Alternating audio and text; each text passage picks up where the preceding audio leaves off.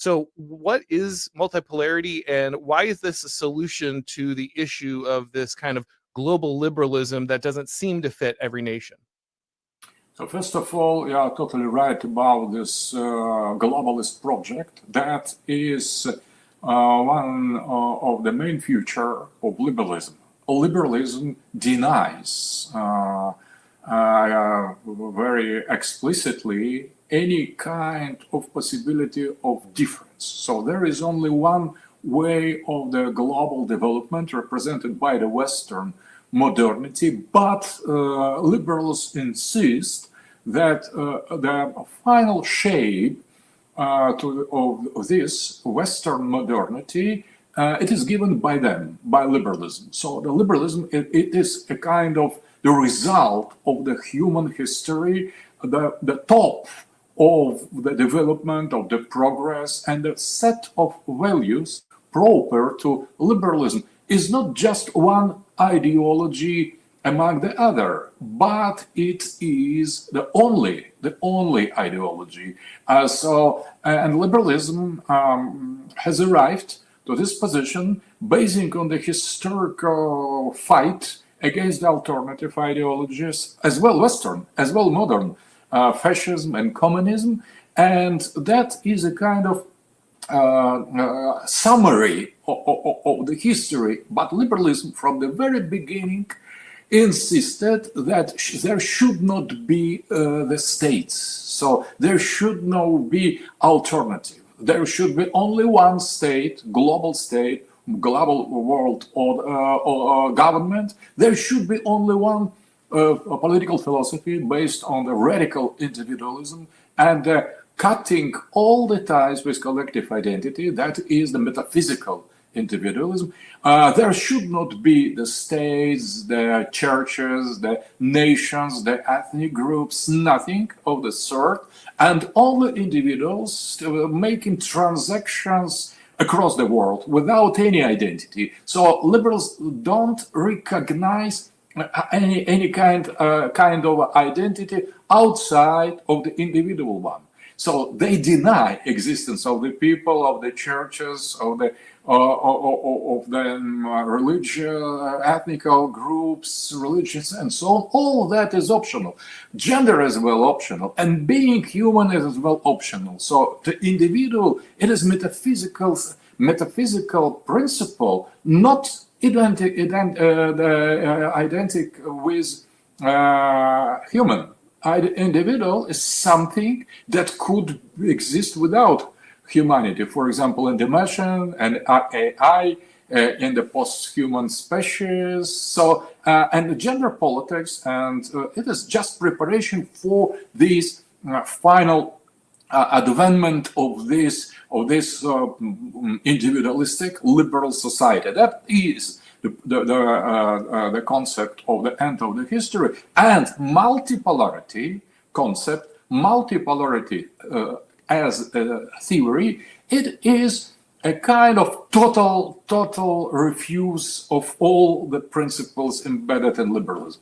Not only geopolitically, economically, cultural, cancel culture, unipolarity, globalism, anything. So the idea of multipolarity starts with affirmation that there is not only one civilization in the world, Western one, liberal one, progressive one. There are many, not so many, few, let's say few civilizations, including Eastern Orthodox, Russian, Chinese, Indian, Islamic, African, Latin American, closer or further from the Western one. But this civilization, they have all the rights to follow other paths, other way in the history, to create their own political, cultural, social, spiritual, philosophical systems basing on their traditional values. So the Western modernity and liberalism is just one of the options. It is not the destiny. It is not the end of the history.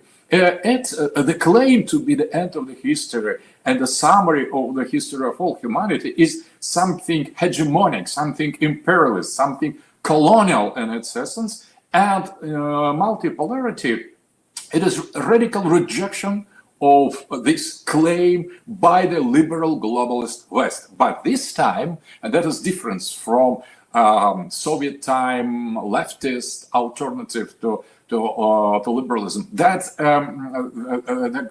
multipolarity is not left. It is not just Marxist criticism of capital. That is affirmation of the dignity of the spiritual identities and principles of different civilizations. It is basing much more on the traditionalist approach. So if we are, as Russians, Christian Orthodox, so for example, the results of secularization of the Western Christianity is not obligation for us. It is just historical experience of the Western part of the humanity, and we are the we have other matrix. So there is no individualism, there is no nominalism, there is no capitalism. We could arrive to other conclusion in the history, as well as Indian and Chinese, as Muslims, and that is multipolarity. That is something new, because there is inertia, the will to reduce the multipolarity to something that existed before, for example, Westphalian system, the kind of national states or ideological camps. But in the reality, multipolarity is something postmodern, it's something new, totally new. It is a kind of anti-globalism from the right, basing on the acceptance of the deep and traditions and deep identities of different civilizations in the plural. I think a lot of people who hear this critique often say, but liberalism didn't actually say that we have to end nations. I mean, you might see hints of it in places like Immanuel Kant or others, but John Locke probably understood that there would continue to be nation states. And so when they look at classical liberalism, they say this is the liberalism that allows for nations and peoples. It is the perversion, it is the progressive liberalism. This is the one that has gotten out of control. Do you think that that's a fair distinction, or do you think there was something at the heart of liberalism that would inevitably lead it to the place that you're describing? So if we come to the principles of the liberalism, we see in them already the final station. So the Lockean liberalism, or old good American liberalism or European liberalism, they were just the stages, just the phases of the same process. So from the very beginning, liberalism was wrong in identifying the human nature as the individual. So that was the conceptual error. And when this conceptual error was in the center of the philosophical tradition, that started to pervert step by step all the social and cultural and political systems. So liberalism worked through the centuries, not being so horrible as today, but if we follow the development of this very principles of individualism, starting from Protestant Reformation, starting from anti-Catholic theology of the Reformation, we could identify this nominalist, individualistical approach already in the roots of the liberalism. But obviously, old liberalism, it was not so radical, because it was just a stage, just a phase, historical phase. In the first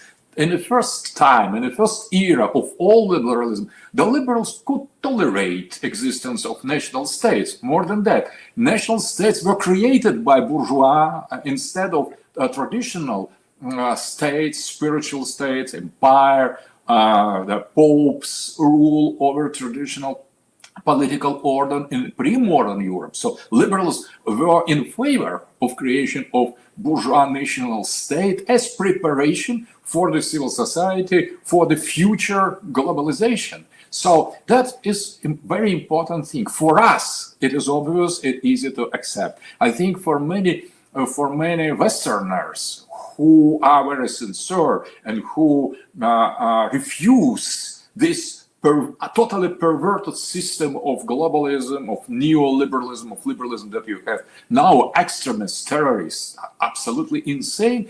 It is difficult to accept that because American history started with some kind of religious for liberalism. And if we compare that, or the beginning and the end, so there is a huge gap between them. So there is a abyss between them. But if we take a step outside of the Western history, of the Western modernity, we could identify that with the eyes of Russian, Muslim, or India, on traditionalist, Chinese, Confucianist. We could see that the problem was within Western modernity already. So that was, and the evil was there. So just we have arrived at the final station, the terminal station. So now, but that was planned, and the tickets were about to get where we are now for